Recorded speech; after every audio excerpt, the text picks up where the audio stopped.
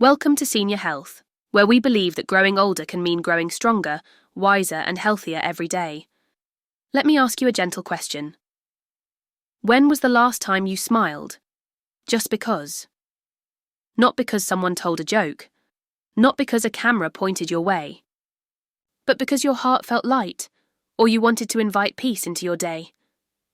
For many people over 60, the day is filled with routine, medications, appointments, moments of quiet. And in the midst of it all, that simple, powerful act, smiling, can get lost. But here's the truth. Smiling is far more than a facial expression. It's a signal to your brain, a trigger for healing, a gentle, daily reset. In today's video, we're going to explore what happens inside your body when you smile. Not just emotionally, but biologically. We'll talk about how a small change in your facial muscles can spark a chain reaction in your brain chemistry, your immune system, and even your heart health. So I encourage you to stay with me until the end, because by the time we finish, you'll have a new appreciation for something you've been doing all your life, and perhaps a gentle reason to do it more often. 1. How smiling rewires your brain. One expression at a time. When you smile, something remarkable happens. It's not just about looking happy on the outside. It's about signaling to your brain that you are safe, calm, and open to joy. Let's start with the science. When the muscles around your mouth lift into a smile, especially when it reaches your eyes, it sends a message to your brain through a process known as the facial feedback loop. This isn't just psychology, it's biology. Your facial expression directly influences your emotional state. As you smile, your brain begins to release a cocktail of feel-good chemicals, dopamine, serotonin, and endorphins. These are the natural mood boosters. Dopamine helps you feel rewarded and motivated. Serotonin promotes a sense of calm and balance. Endorphins reduce pain and can even create a gentle sense of euphoria. Now here's the part that surprises many people. Even if your smile starts out fake, your brain still gets the message. Studies have shown that the very act of lifting your facial muscles can lead to real emotional improvements, even if you didn't feel happy to begin with. This means that your smile can be both a result of feeling good and a tool to help you get there. It's a two-way street. Let's take a real-life example. One of my patients, let's call her Linda, is 72 years old. She began incorporating a smiling practice into her mornings. Each day after brushing her teeth, she would look in the mirror, take a deep breath, and gently smile at her reflection for 1 minute. That's it. No mantras, no performance, just a small act of presence. After 2 weeks, she noticed something interesting. She began to feel more emotionally resilient, less irritable during the day, more patient with her grandchildren. Her smile didn't just change her mornings, it began to shape her entire day. This isn't magic. It's the beautiful intersection of mind and body, your nervous system responding to a physical cue with healing. So even if you feel a little silly or even skeptical, I encourage you to try this for yourself. Give your brain the signal. Let your smile speak to your spirit. Because sometimes the path to feeling better starts not with a pill or a prescription, but with your own faith too, smiling and your physical health, a natural medicine chest. Now that we've explored how smiling can reset your brain, let's talk about something equally important, your body. As we age, our bodies often become more sensitive to stress. The aches last a little longer, sleep may become lighter, and our immune systems can take a little more encouragement. What if I told you that smiling could help here too? Here's why. Smiling lowers cortisol, the stress hormone. Cortisol isn't all bad. It helps you react to emergencies, but too much of it over time can wear down your body. It can raise your blood pressure, weaken your immune system, and even impair memory. That's why doctors pay so much attention to chronic stress, especially in older adults. A simple, intentional smile has been shown to reduce cortisol levels in the blood. One study even measured the heart rates of people during stressful tasks. Those who smiled, especially with what's called a Duchenne smile, the kind that reaches your eyes, had lower heart rates and recovered faster afterward. Let me give you an example from real life. A gentleman named Walter, age 68, came into my office last year. He had recently lost his wife and was finding it hard to adjust. His sleep was poor, his blood pressure was creeping up, and he described a constant tightness in his chest, not pain but a feeling of emotional heaviness. I introduced him to the idea of using intentional smiling as part of his daily rhythm, not as a way to ignore grief, but as a small anchor during the storm. He began with 5 minutes a day, watching old comedy clips he and his wife used to love, smiling at photos, even holding his dog close and letting a smile come naturally. Over a month, Walter didn't become a new man overnight, but his blood pressure readings stabilized. He began sleeping better. He smiled more often, not just because of the exercise, but because it began to feel natural again. That's the power of smiling. It signals to your body that it's safe to relax, to heal, to release tension. There's another layer to this. Smiling also boosts immune function. When you smile, those feel-good hormones we talked about earlier, they help your immune cells do their job more efficiently. Your body becomes better at defending itself, from inflammation, from illness, even from chronic fatigue. And finally, smiling may even support heart health. Research suggests that people who smile more often tend to have lower blood pressure and reduced risk of heart disease.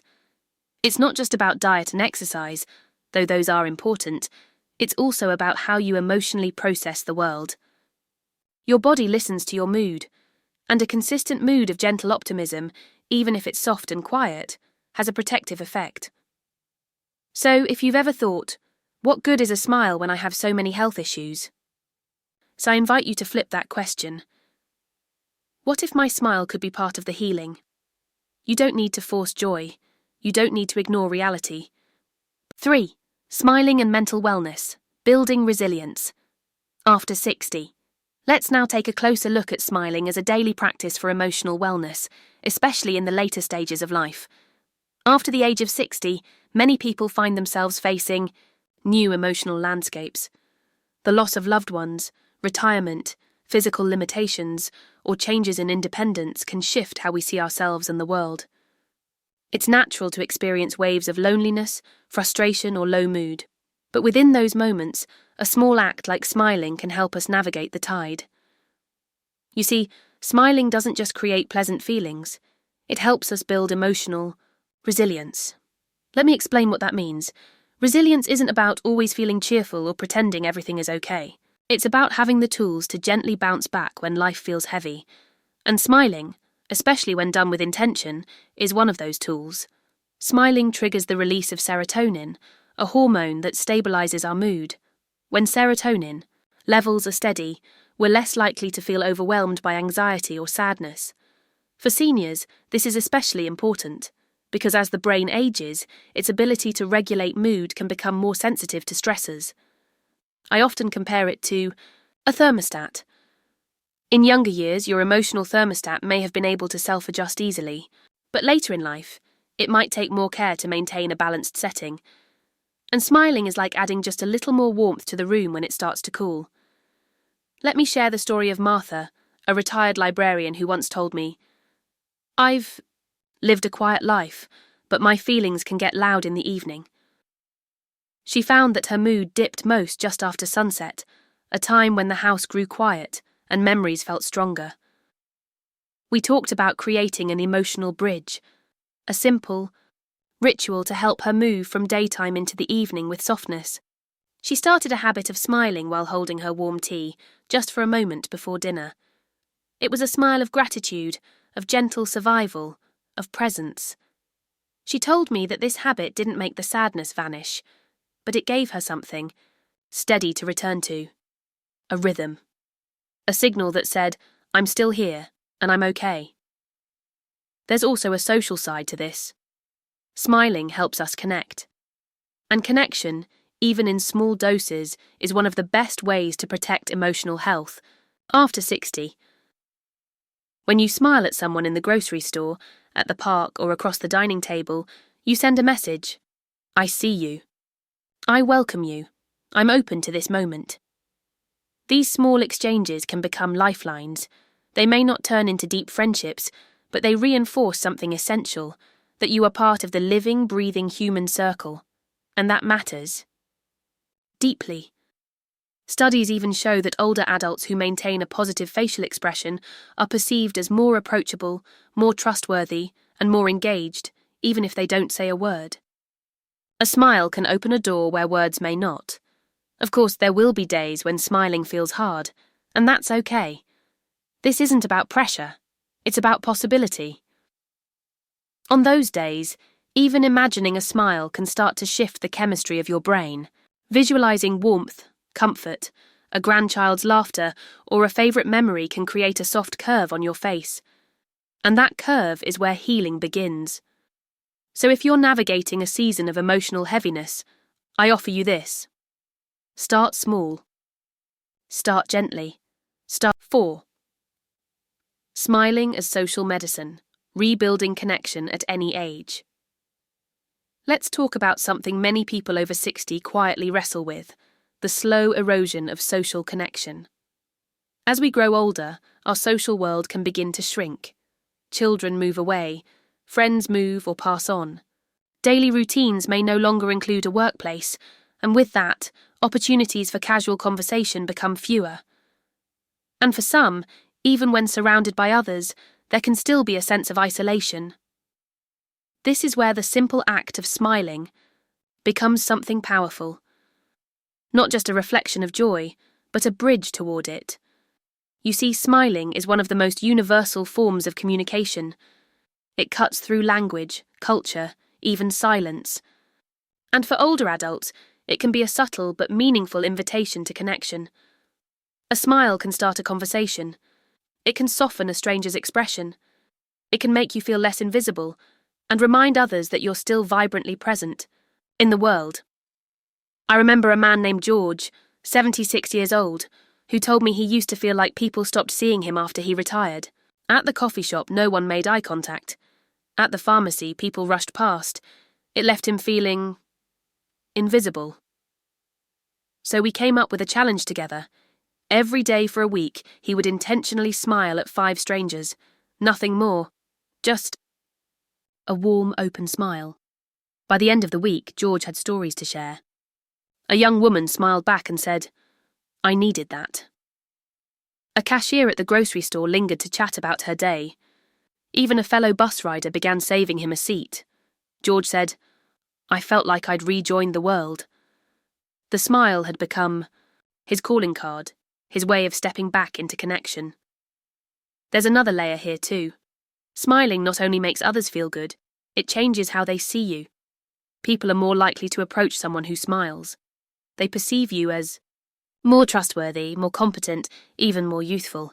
And in a world that often associates aging with decline, your smile can challenge that narrative in the most beautiful way. For couples who've been together for decades, smiling also plays a role in sustaining warmth. Over time, routines can replace romance and familiar patterns can dull expressions. But reintroducing smiles, even small, genuine ones during meals or quiet moments, can rekindle affection. The same applies to friends or caregivers. A shared smile can say, "I appreciate you," without needing to speak it aloud. And let's not forget the impact on family. Grandchildren may not always understand your health journey, but they do understand a smile.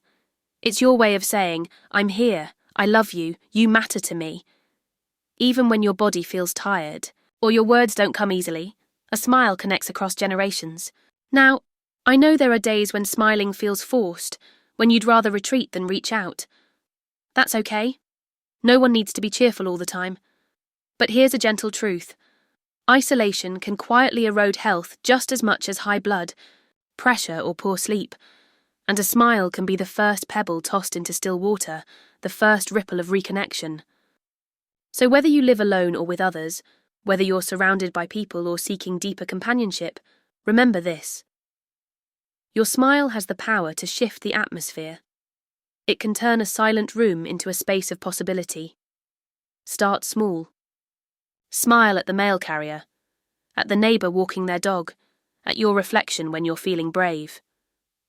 Let it be natural. 5. Turning smiling into a daily wellness habit. We've talked about the science, the emotional healing, and the social power of smiling. Now, let's bring all of that into your daily life. Because the benefits of smiling are only truly unlocked when it becomes a gentle, consistent habit, woven into the rhythm of your everyday routine. And here's the good news. Unlike medications or complicated wellness programs, this habit is free, simple, and always within reach. So how do you begin? Start small. Begin with what I call a morning smile ritual. Each morning, as you wash your face or brush your teeth, take a moment to pause. Look at your reflection, not critically, but kindly, and offer yourself a soft smile. Just a few seconds. It doesn't need to feel joyful, just real, just present. This one habit can set the tone for your entire day. Next, build smiling into natural pauses. Think about the in-between moments, waiting for the kettle to boil, walking to the mailbox, sitting down for a meal. These are perfect times to gently bring a smile to your face, not because someone told you to, but because your body deserves that kindness. It's a simple signal to your nervous system. We're okay right now. Let's breathe. Another helpful practice is what I call smile triggers. Choose 1 to 2 objects in your home that will serve as reminders. It could be a photo of someone you love, a favourite mug, or even a sticky note that says, "Smile today." Place them where you'll see them often. Let them prompt that small upward curve, not out of pressure, but as a gentle nudge. Many of my patients also find that smiling pairs beautifully with gratitude. Try writing down one thing you're grateful for each day, and as you do, smile. Even if it's something small, your morning tea, the sound of birds, a memory that warms your heart. Gratitude and smiling feed each other. One lifts the other, like sunlight and flowers. If you're someone who enjoys movement, smiling can also be added to your walks. As you stroll, whether through your neighbourhood, a nearby park, or even your backyard, greet the world with a smile. Not forced, just light. Smile at the breeze, at the sky, at passers-by. Let your face reflect the quiet strength you carry. And here's a special tip for those who journal or reflect in the evenings. Try ending your day with a smile. As you settle, in for rest, close your eyes and gently smile, just enough to feel it. Think of one moment in your day, no matter how small, that brought comfort. This closing gesture can help signal safety to your brain and prepare your body for deeper, more peaceful sleep. Of course, there will be days when smiling feels distant. You might feel too tired, too distracted, or too burdened. That's human. On those days, simply place your hand on your chest and breathe. No pressure, no performance, just be present. And if a smile comes later, let it. Because smiling isn't about pretending, it's about returning, to calm, to hope, to connection. Think of this practice like watering a garden. Some days the soil is dry, and you wonder if anything's growing. But with regular care, just a little each day, life finds a way to bloom again.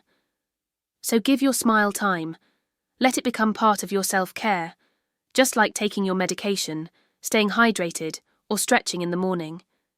It's just as vital, because it feeds not just your body, but your spirit. As we close today's conversation, I want to leave you with a simple truth. You don't need a perfect life to smile. You just need a quiet moment and the courage to soften. Smiling is not about denying your pain or pretending to be cheerful when you're not. It's about reminding your body and your spirit that there is still goodness to be found in this world, even in the smallest things. A breeze, a memory, a glance, a cup of warm tea. You now know that a smile isn't just skin deep. It speaks to your brain, soothes your heart, lowers your stress, and reconnects you to the world around you. It's a form of self-care, and it costs nothing but presence.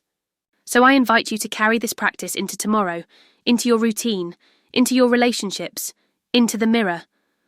Smile when you wake. Smile when you reflect. Smile even when it's quiet, especially when it's quiet. Because your smile is not just for others, it's for you. A small daily act that says, "I'm still growing, I'm still here." Thanks for spending your time with us here at Senior Health. Remember, your health journey isn't about perfection, it's about progress, one gentle step at a time. If today's video brought you clarity or comfort, please subscribe, leave a comment, and share it with someone who might benefit. We're here to grow healthier, together. See you next time. And until then, stay kind to your body and